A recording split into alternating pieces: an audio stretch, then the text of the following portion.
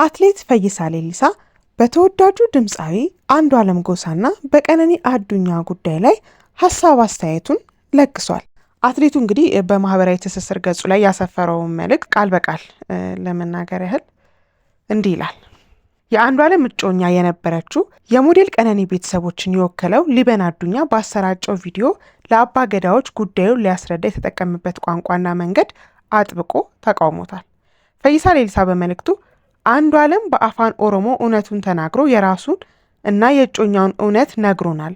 አንተ ወንድምየው ግን አባ ገዳዎች ፊት ቀርበ እነሱን ለማደናገር በሚመስል መልኩ በማይገባቸው የወፍ ቋንቋ እንግዲህ አማርኛ ለማለት ነው እንግዲህ መናገርህ ተገቢ አይደለም ሲል ኮንኗል። አትሌቱ አክሎም ጉዳዩ ወደ ሽምግልናና አባ ገዳዎች ከሄደ የኦሮሞን ባህል በጠበቀ መልኩ በኩሽ ቋንቋ መናገር ሲገባ ሆን ተብሎ በሌላ ቋንቋ መናገር እውነትን ለመደብ እንደተደረገ ሴራ ቆጥሮታል።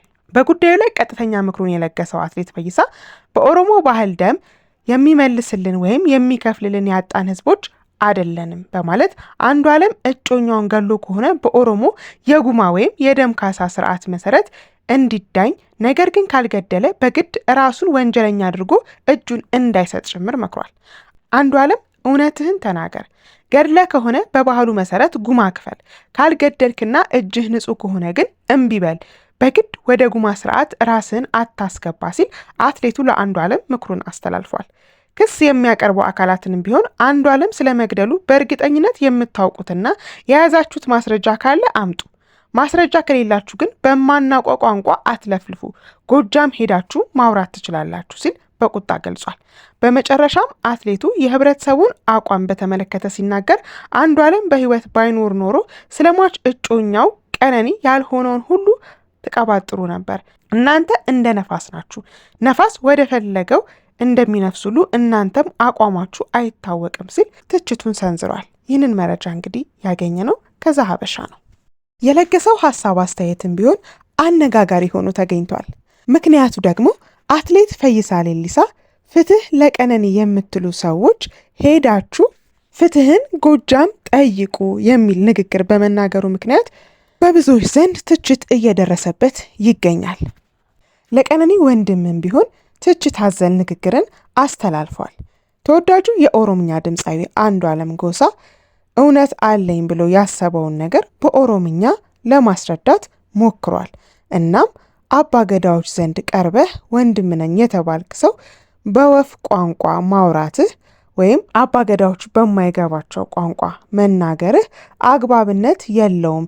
ፍትህን ለማዛባት ወይም እውነትን ለማደናገር ካልሆነ በስተቀር አባ ገዳዎችን ለማደናገር ካልሆነ በስተቀር በትክክለኛው በኩሽ ቋንቋ መናገር ትችል ነበር። አሁንም ቢሆን ፍትህ ለቀነኒ የምትሉ ሰዎች ሄዳችሁ ፍትህን ጎጃም መፈለግ ትችላላችሁ።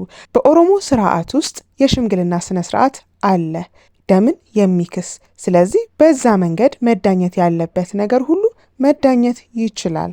ደም የሚክስልን ስርዓት አላጣንም በማለት ነው እንግዲህ ንግግሩን ያደረገው። ለአንዱዓለም ጎሳም ቢሆን መልእክትን አስተላልፎለታል። እውነት ገለህ ከሆነ በትክክለኛው በአባ ገዳ ስርዓት ጉማ ክፈል፣ አምነህ ገድያለሁ ብለህ ጉማ ክፈል። ነገር ግን ያልገደልክ ከሆነ በፍጹም የጉማ ስነ ስርዓት ውስጥ እንዳትገባ፣ ማንም ሊያስገድድህ አይችልም በማለት ነው እንግዲህ መልእክቱን ያስተላለፈለት። ይህ ንግግሩም በብዙዎች ዘንድ ትልቅ ትችትን አስከትሎበታል። ምክንያቱ ደግሞ ጥያቄው ፍትህ ስለማግኘት እንጂ ስለ ብሔር አይደለም። ኦሮምኛ፣ አማርኛ፣ ትግርኛ፣ ጉራግኛ አይደለም እዚህ ጋር እየተነገረ ወይም እየተነሳ ያለው ሀሳብ ፍትህ ስላጣች ነፍስ ነው፣ ስለ ሰብአዊነት ነው፣ ስለ ሰው ነው እየተነሳ ያለውና ከሰውነት ተራ ወጥቶ አንሶ ጠቦ በብሔር በዘር በጎጥ ንግግር ማድረጉ ከሱ የማይጠበቅ ነው የሚሉ ብዙ ሀሳብ አስተያየት ሰጪዎች ሀሳባቸውን እየሰነዘሩ ይገኛሉ። አንዳንዶች ደግሞ በእርግጥ ከሱ ከዚህ የተለየ ሀሳብ ሊመነጭ አይችልም፣ ለምንድን ነው የምትበሳጩት? እሱ የሚያስበው በእግሩ እንጂ በአይምሮ አይደለም የሚሉም እንግዲህ የተለያዩ ኮመንቶችን አግኝቻለሁ።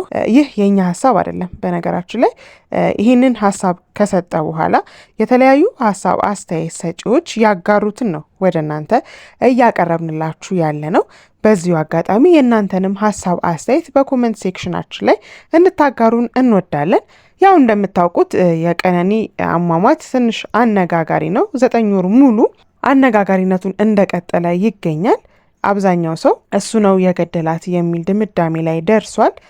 ፍርድ ቤትም እንግዲህ እሱን በዋስ ነው የለቀቀው። የተሟላ መረጃ አቃቢ ሕግ ሊያቀርብልኝ አልቻለም በሚል ምክንያት በዋስ አንዱዓለምን እንደለቀቀው ይታወቃል። አንዱዓለምም ከቤተሰቧ ጋር ያለውን ቁርሾ ለማስተካከል በማሰብ አባገዳዎችን ለይቅርታ ልኮ ነበረ። የላካቸው አባገዳዎችና የቀነኒ አዱኛ ቤተሰቦች በንግግር መግባባት መስማማት አልቻሉም።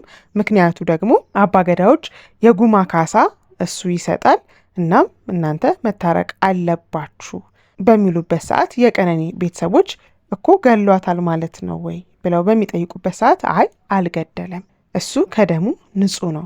አንዱዓለምም እንደተናገረው እንግዲህ እኔ ከደሙ ንጹህ ነኝ፣ እኔ አልነካዋትም፣ በተነጋገርንባቸው ቃላቶች ውስጥ በቃ እንለያይ፣ አንቺ ራስሽን ለማጥፋት በተደጋጋሚ ሙከራ እያደረግሽ ነው፣ እንደምትተይ ቃል ገብተሽልኝ ነበር፣ ነገር ግን ቃልሽን ልታከብሪ አልቻልሽም፣ ስለዚህ እንለያይ ብዬ የመጨረሻው ቀን ይህንን ንግግር ተናግሪያት ነበር። ከዛ ኦኬ እሱን ነው የምትፈልገው፣ እንደዛ ከሆነ ይስፋህ ብላኝ በመስኮት ነው የዘለለችው እንጂ እኔ አልገደልኳትም ብሏል። እንግዲህ ይህንን ተከትሎ የእሷ ቤተሰቦች እሱ ያልገደላት ከሆነ ለምንድን ነው ጉማ የሚከፈለው?